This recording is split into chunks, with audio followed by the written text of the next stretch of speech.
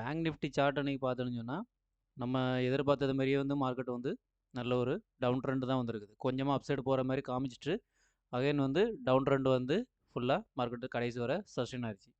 So இந்த area, இந்த range bound ஏரியாவை நம்ம வந்து கன்சிடர் பண்ணோம் அப்படின்னு சொன்னால் இதில் என்ன நடந்திருக்கு அப்படின்னு சொன்னால் பையர்ஸ் அண்ட் செல்லர்ஸ் ரெண்டு பேருமே வந்து இந்த ஏரியாக்களில் இருப்பாங்க.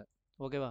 ஸோ நாளைக்கான மார்க்கெட்டில் வந்து மார்க்கெட் வந்து இப்போ ஆல்ரெடி பார்த்தீங்கன்னா 50,850, ஸோ 51,000க்கு கீழே தான் மார்க்கெட் வந்து சஸ்டெயின் ஆகி முடிஞ்சிருக்குது.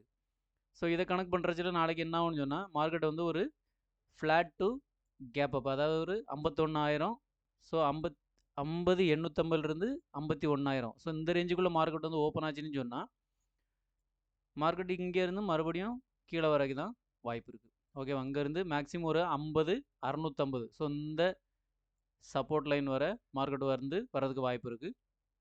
ஃபர்தராக இங்கேருந்து மறுபடி சஸ்டெயின் ஆகி மேலே போச்சு அப்படின்னு சொன்னால் நம்ம டெலகிராம் சேனலில் நான் வந்து இண்டிகேஷன் பண்ணுறேன், அதை பார்த்து நீங்கள் வந்து ட்ரேட் எடுத்துக்கலாம். ஸோ ஃபஸ்ட்டு ட்ரேடு நாளைக்கு வந்து பார்த்தீங்கன்னு சொன்னால் flat to gap up open, market வந்து நாளைக்கு ஓப்பன் ஆச்சுன்னு சொன்னால் அங்கேருந்து செல் சைடு.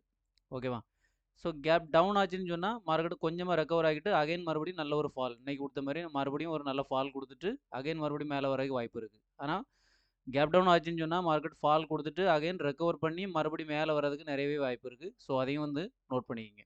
ஓகேவா? பேங்க் நிஃப்டியை பொறுத்தளவுக்கு நாளைக்கு வந்து இதுதான் நடக்கும்.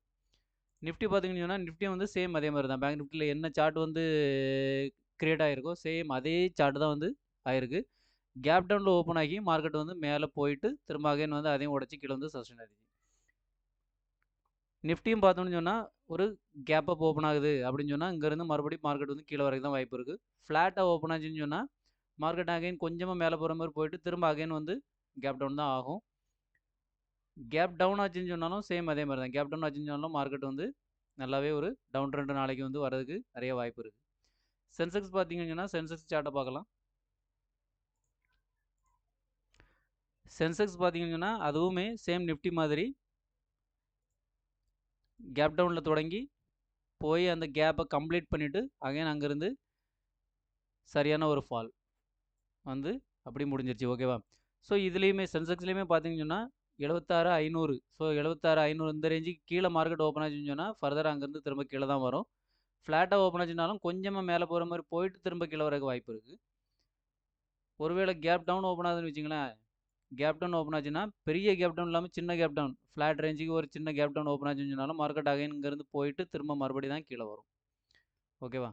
கீழே வந்துச்சுன்னு சொன்னாலும் மறுபடியும் அகைன் வந்து ரெக்கவர் ஆகி மேலே போகிறதுக்கு நிறைய வாய்ப்பு இருக்குது. அதாவது கேப் டவுன் அப்படின்னு சொன்னால் கொஞ்சம் கவனமாக இருக்கணும். மார்க்கெட் கீழே வருதுன்னு சொல்லிட்டு புட் ஆப்ஷன் உடனே பை பண்ணிடாதுங்க.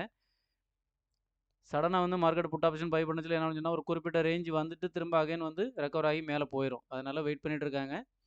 கேப் டவுன் ஓப்பன் ஆச்சுன்னா ஸ்கேல்பிங் பண்ணுங்கள். 50 பாயிண்ட்டு 60 பாயிண்ட்டு ஸ்கேல்பிங் பண்ணுங்கள். இல்லை flat to gap up open ஆகுதுன்னு சொன்னால் 100 பாயிண்ட் தாராளமாக ட்ரை பண்ணலாம். ஸோ நாளைக்கான மார்க்கெட்டில் வந்து இதுதான் நடக்கும் அப்படின்னு சொல்லி நம்புவோம். பார்த்தீங்கன்னா நம்மளோட டெலகிராம் சேனலில் வந்து நம்ம ஒரு சில ஃப்ரீ கால்ஸ் வந்து கொடுப்போம். இல்லைனா ஃப்ரீ இண்டிகேஷன் லைவ் மார்க்கெட்டில் வந்து மார்க்கெட் இனிமேல் இப்படி தான் வரப்போகுது அப்படிங்கிற மாதிரி நம்ம ப்ரீ மார்க்கெட்லேயே வந்து சின்ன இண்டிகேஷன் கொடுப்போம். ஸோ இந்த ப்ரீ மார்க்கெட் இந்த வீடியோவையும் இந்த ப்ரீ மார்க்கெட்டு டெலகிராமில் வரக்கூடிய இந்த ப்ரீ மார்க்கெட்டையும் நீங்கள் வந்து பயன்படுத்தி ஈஸியாக ட்ரேட் பண்ணி சின்ன சின்ன லாபங்கள் வந்து நீங்கள் எடுத்துக்கலாம். ஓகேவா?